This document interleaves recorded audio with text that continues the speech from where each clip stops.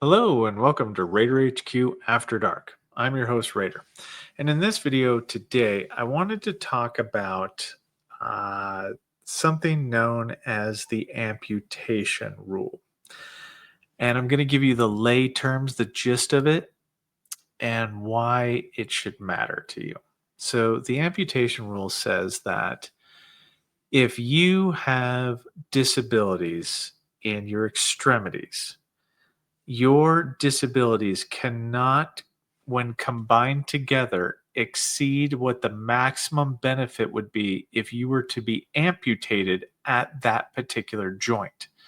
So, if you were amputated at, let's say, the ankle, right?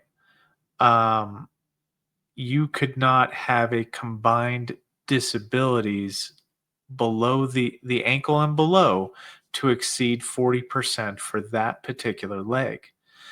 If you did, let's say, have 50% service connected combined below the ankle, then what the amputation rule means is that the VA has to manually reduce whatever your combined evaluations are to be equal to what the amputation for that joint would be.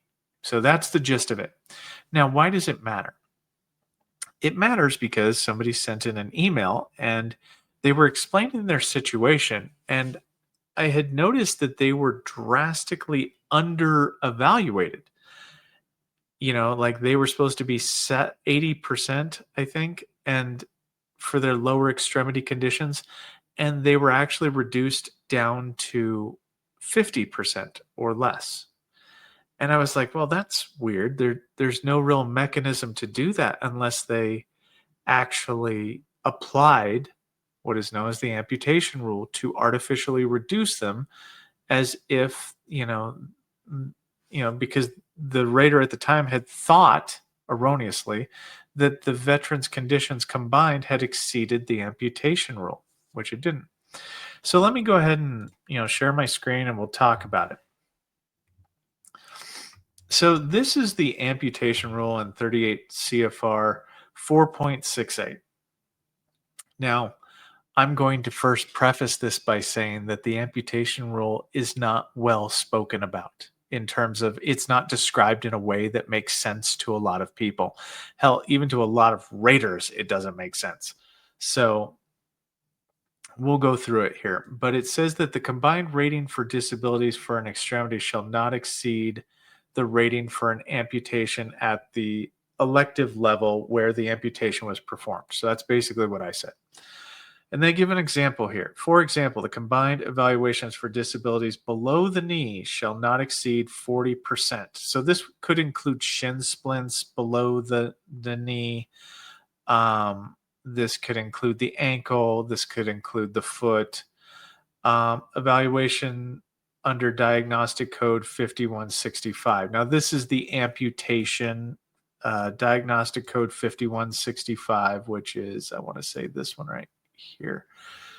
5165 says amputation at a lower level permitting prosthesis, which I don't know if that really reads well, but you have to kind of read between the lines here that it's for the foot, it's below the knee because this would be the knee level.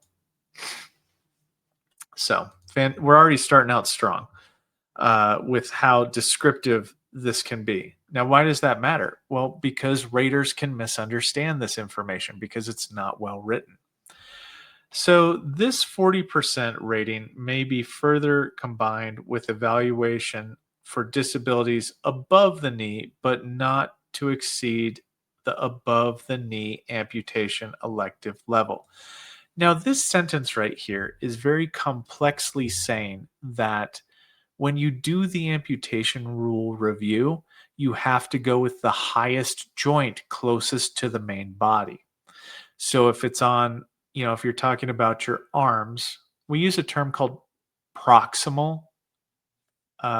So the closer it is to the body, the higher the percentages that we afford you for the amputation rule. So at the ankle, it's 40%. At the knees, it's 60%. So, and then I want to say, and I feel a little embarrassed about this. I've never heard of anybody applying the amputation rule to the hips, and I've never seen it. So I don't understand it. My guess is it's 80%. And I'll show you why in a little bit. But they say that painful neuroma of a stump after amputation shall be evaluated for the elective site of reamputation. Okay. So I guess this one just says that the neurological conditions will be separately evaluated. So this, in a nutshell, is the amputation rule. So it's a convoluted, it doesn't want me to show it anymore. It is a convoluted rule that VBMS R will sometimes tell us that we have to force reduce you. Now, the only problem with that is VBMSR, the program that the raters use to evaluate your disabilities, can sometimes be wrong. So it requires a human element in order to double check to make sure that the amputation rule has or has not been exceeded. So, and there's a very important thing here. Let me just skip on down. So this is 531F1E.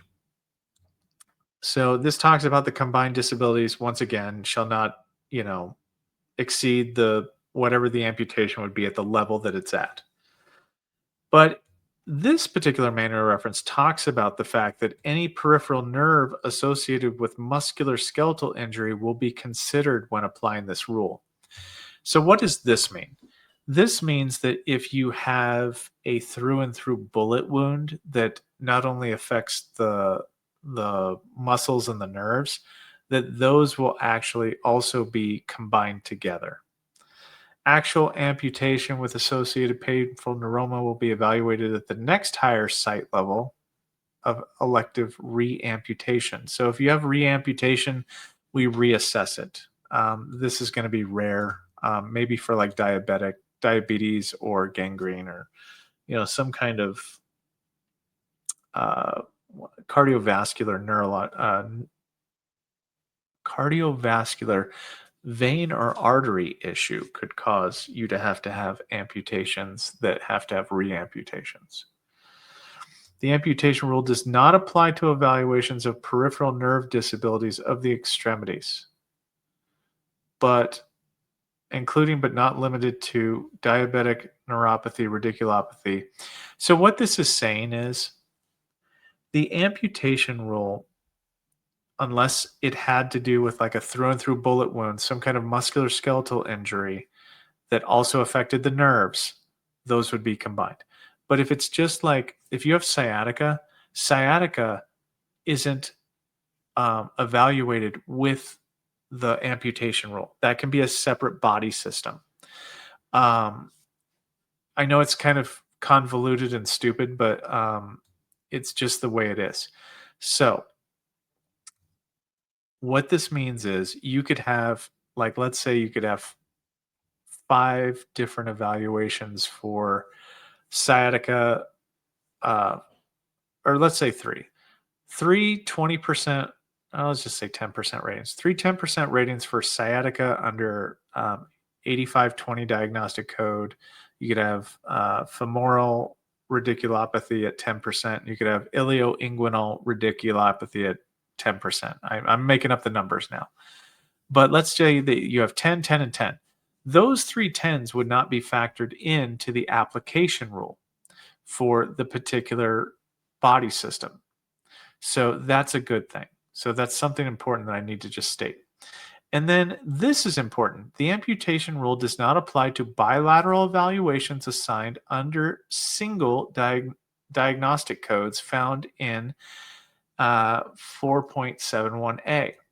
Now, this was why I noticed that the veteran that sent me the email, that the rater had erroneously attributed bilateral pes planus, which can't be included in the assessment for the amputation rule, the veteran had been erroneously had their 50% bilateral pes planus considered, and they had their 80% reduced down to like 60% because they they had all these conditions at or below the knee, and 60% is the cutoff for the amputation rule for the knee.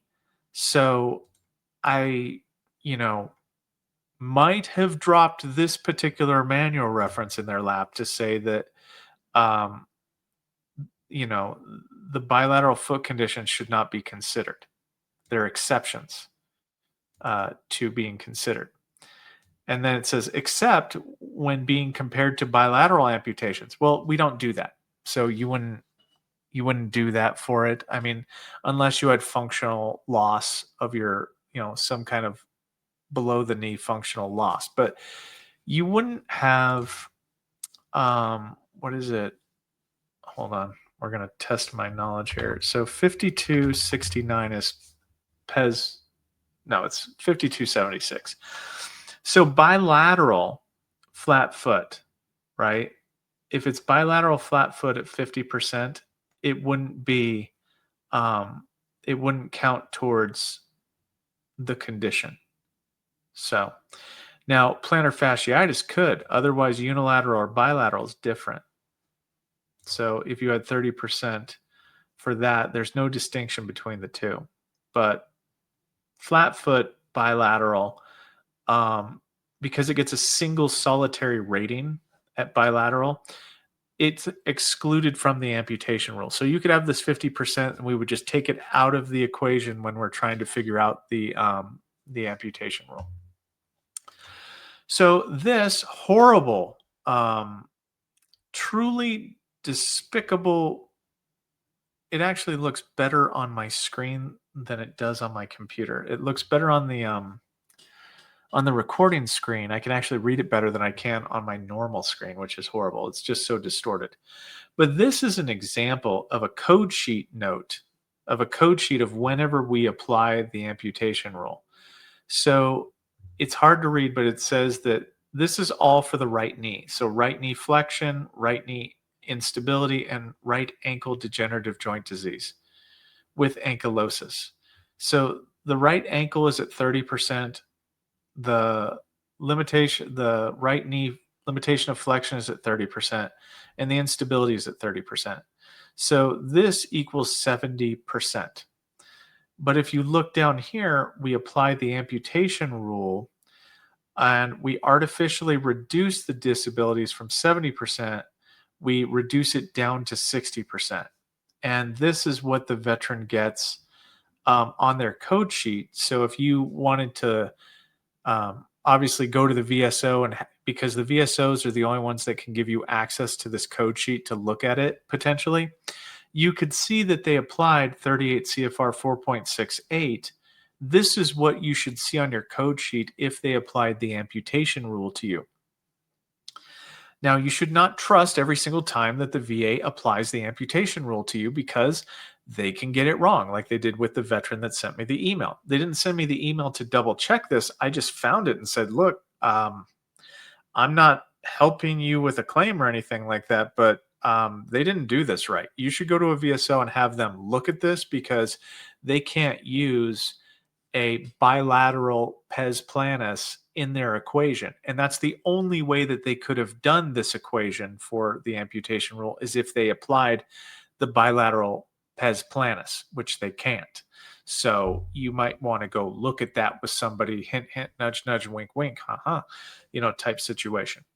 So this circles back to my statements where even if you get a beneficial rating decision, it behooves you to review them, okay? To have somebody review them to make sure that they are fair and truly accurate.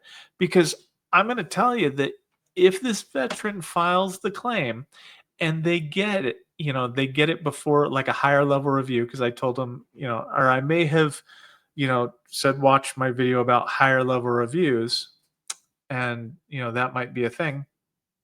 But if the veteran were to do a higher level review on it, because they, have been had a recent rating decision. Now, this had been going on for years.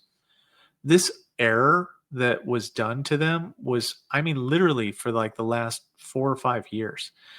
And so if they did the higher level review on their most recent rating decision that was within a year, and they just kind of point out during the informal conference that, wait a minute, is this right? This doesn't look right, because I thought that bilateral pes planus doesn't count towards the, bilateral conditions of the feet don't count towards, that evaluation. And if it doesn't count towards that evaluation, then they should have never have applied the amputation rule to me. We're talking, what was it? It was something like 30%. I want to say a 30% difference for like 5 years, because it would be a clear and unmistakable error, because it's clear and unmistakable that it shouldn't have been done. And I mean, it's just one of those things. But anyway, so that's kind of this is my little PSA for, like, you guys should be double checking your ratings and just making sure, and you're not poking any kind of wildlife by double checking your, your rating decisions for accuracy, right? You go to the VSO, you look at that, you ask questions to informed individuals, you go to your accredited claims agents type situation. And you just kind of review it and you see, because it's going to be a big deal for this veteran, right? 30%'s not, 'cause number one, it gets them closer to 100. And I don't care who you are. I mean, that's kind of a goal for a lot of people. And, jumping from like 50% to 80%, I mean, that's a big chunk of change, especially over 5 years. And accuracy matters. I don't care who you are. Accuracy with the VA matters. You should hold them accountable to being accurate to their own regulations, right? It's like why the higher level review system's even there. But anyway, that's about all I got for you today with this. Let me just see here. Oh, this is just me talking. Yeah, this is the amputation rule in the 38 CFR. I just pulled it up because I found it in multiple places. But yeah, so that's about all I got for you today on the amputation rule. So probably not the most glamorous of thing, but it is it's a cautionary tale, because a lot of people don't know about the amputation rule, and they just think, oh, I'm 60%. Cool. That's better than 20 or whatever I was beforehand. But it might not be accurate.